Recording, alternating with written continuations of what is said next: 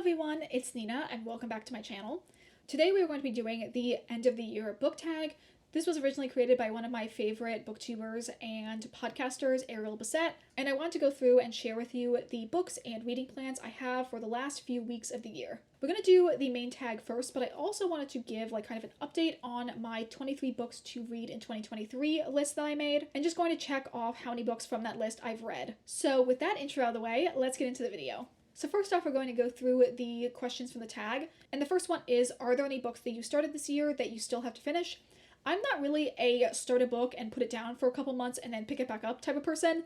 I'm more so, if I start a book and I like it, I will read it all then, or if I start a book and I'm not super jiving with it, then I might just DNF it and don't really consider it a book that I read.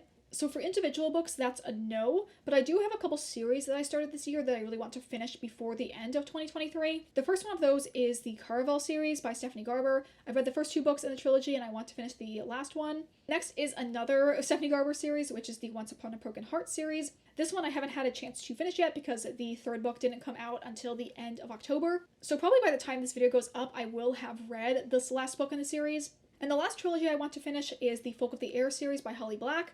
Again, I only have the third and last book in the trilogy to read, and I really want to read this specifically because I want to be able to read the sequel duology that came out before the second half of the duology comes out early next year. The next question is, do you have any autumnal books to transition to the end of the year? I do have one that I'm actually reading right now, and that is The Shadow of the Wind by Carlos Ruiz Zafón. Definitely a spooky, dark academia mystery that's perfect for people that love books. And another series, which I don't know if it's necessarily particularly autumnal or even wintry, but it's the A Charm of Magpies series by KJ Charles. I read the first one and loved it so much. And I just kind of feel like in general, historical, particularly Victorian and Edwardian period romances really have a fall/winter vibe to them. So I definitely want to read more of that series this season. Next question is there a new release that you are still waiting for? Yes, there are quite a few books that are primarily sequels to series I've already started that have not yet come out. The first one is A Grim and Sunken Vow by Ashley Shuttleworth. This I think was originally supposed to come out in September, but got pushed to a November release date. This is the third book in the Hollow Star saga, which I really enjoyed the first two books in the series, so I'm excited to read this one. The next one is Ruthless Vows by Rebecca Ross. This is the sequel to Divine Rivals. It's very interesting because Divine Rivals came out, I think, in May of this year, and they already have moved up the release date so that the sequel and second part of the duology is coming out in December.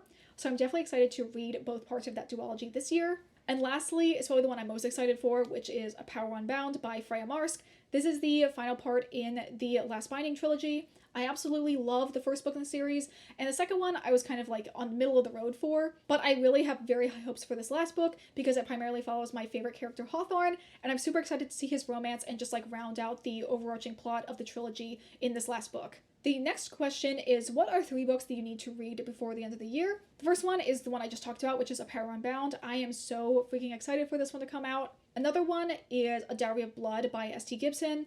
I feel like everyone, their mothers, has read this book and really loved it, and I feel like I also need to read it. It definitely seems like a book that's very up my alley.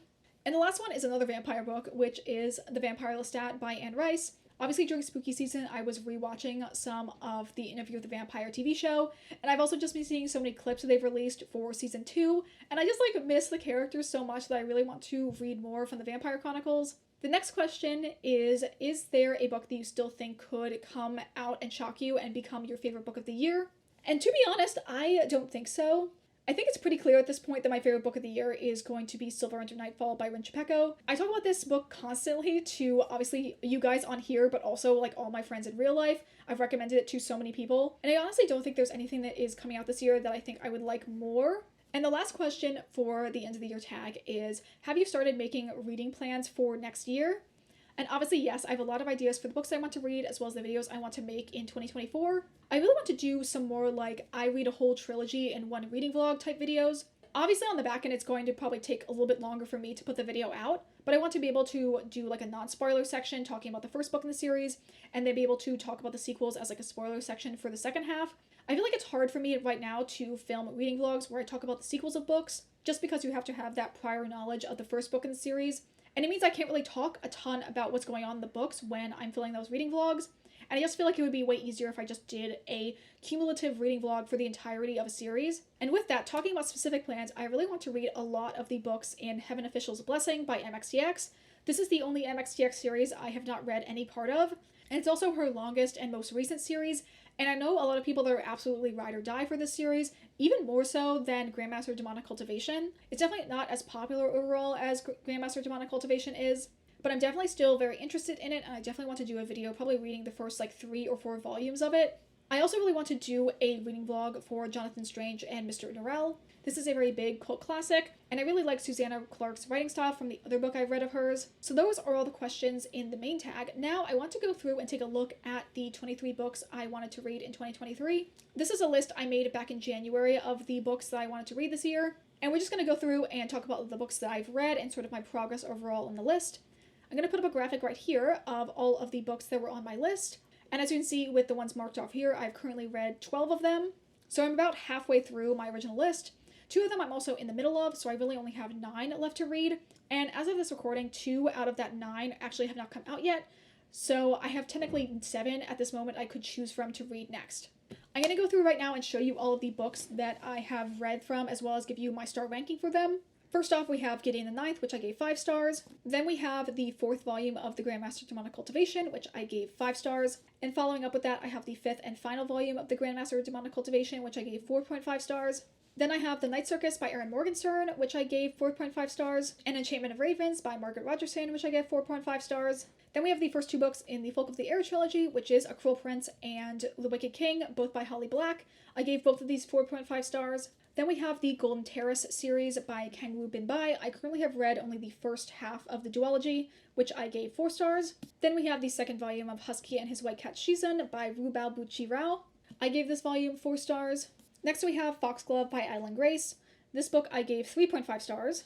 Then we have Bitterthorn. I gave this 3.5 stars. And the lowest rated book from my list that I read, which was Forestfall by Lyndall Clipstone, which I gave 3 stars.